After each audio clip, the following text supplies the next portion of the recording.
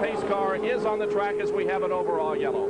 Well, Bob, there are a couple of reasons for this. Not knowing the status of Roger Mears, they're going to slow the field down in case it is necessary to move Roger across the racetrack. Plus, we have one of those 4-ton cement abutments that is jutting out into the fastest part of the race course. That is a very dangerous situation. I would expect them to try and move that. We'll be back with more from the car has crashed. Pancho Carter is now out of the race. You can see the badly damaged suspension on the left side of that car. So Pancho Carter joins the growing list of drivers who are already out of this 500-kilometer race with almost 24 laps completed and the pace car on the racetrack.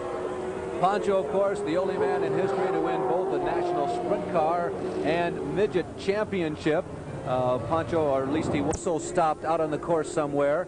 Tom Sneva is out in the back 40, just in the pits. Indeed, the leader is in. The fuel hose is attached. They're checking the rubber. There was some concern that we would have some major rubber wear on the rear end because of the abrasive nature of the landing strip, but apparently not. The fuel is in, and Jeff Ratham is away. Here at Burke Lakefront Airport, here's Larry Newber. He covers the world of caution period. The green is back out, and we go back to racing with Gordon Johncock and Mario Andretti, the teammates, battling for first place through this short stretch into a very tight hairpin. Let's watch him.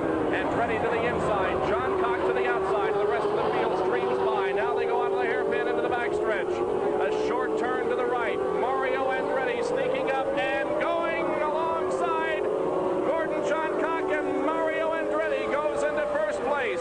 Andretti leads now into turn 5. Now into turn 6, into the middle stretch. Here they come, right at us.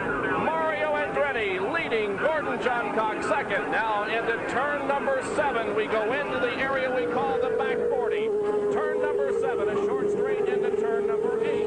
Now they go very close to Lake Erie, back there in the area of the back 40. Now braking for turn number 9. They keep the car to the left, to the right, and go into turn number 10. Out of turn number 10, they come down the long front stretch, and here they come. Mario Andretti, Gordon Johncock, 1 and 2, down the front stretch. They'll be braking severely right here into turn number 11. Now turn 12, another lap completed. Mario Andretti leads, Gordon Johncock second. It is Al Unser third, Kevin Kogan is fourth, Rick Mears fifth, Bobby Rahal sixth, and Jose Legarza is seventh.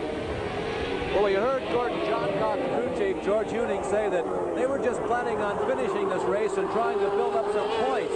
Now, they don't really operate as a team. That is to say that Gordon and Mario don't try to help each other out that much as far as giving races away. But I just wonder if Gordy doesn't feel as though he's not as competitive as Mario and more or less moved over and allowed Mario to get by and maybe open up some distance between himself and the rest of the field, because Gordy obviously is not running that much slower than Mario. Now Gordy has his hands full with, I believe, Al Unser going after him in the battle for second, and Unser gets by. And now Rick Mears will move alongside Gordon Johncock for a moment and challenge for third. Al Unser has moved into second. Here is Kevin Kogan going into third place, and Gordon Johncock drops back to fourth. So it is Mario Andretti, Al Unser, Kevin Kogan, and Gordon Johncock as the cars once again flash down the main stretch. There is Al Unser running in third place. Kevin Kogan in car number 4 is in fourth, and fifth is Bobby Rahal. Now, the completion of lap number 48, it's still Mario Andretti. It's still Andretti, but a closing, at least visually it appears to be, a closing Al Unser. And if Al Unser were to pass Mario Andretti under a green flag condition, that would be one of the high water marks in the past 2 or 3 seasons for this Bobby Hillin Longhorn racing team. They have really been struggling trying to gain some extra speed that they just have not had. And Al Unser has been competitive in the top 5 all day here now. And I'll tell you right now, he's given Mario Andretti all he can handle. Al Unser has got to be feeling as racy Bob as he has in the past 3 years. We are at Burke Lakefront Airport in Cleveland, Ohio, and this is the Budweiser Cleveland 500-kilometer race for kart Indy type cars, a part of the PTG Indycar World Series.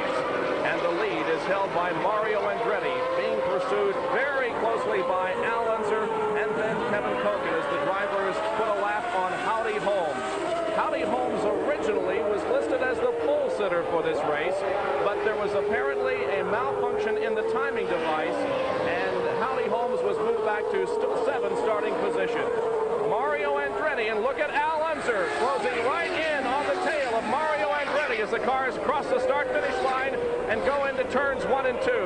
So Al Unser is putting the pressure on Mario Andretti, but at the same time, Kevin Kogan is also putting the pressure on Al Unser.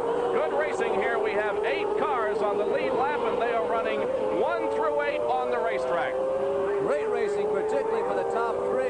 And if Kevin Kogan has anything fancy to show, it's time for the peacock to stand up and flash its feathers as far as Kevin Kogan goes. Kevin has had a clean racetrack in front of him all day when he was dominating the first 15 or 20 green flag laps. Now he runs behind Andretti and Al Unser, and if he's got what he was showing us when he had a clear track, now is the time to reveal it. It may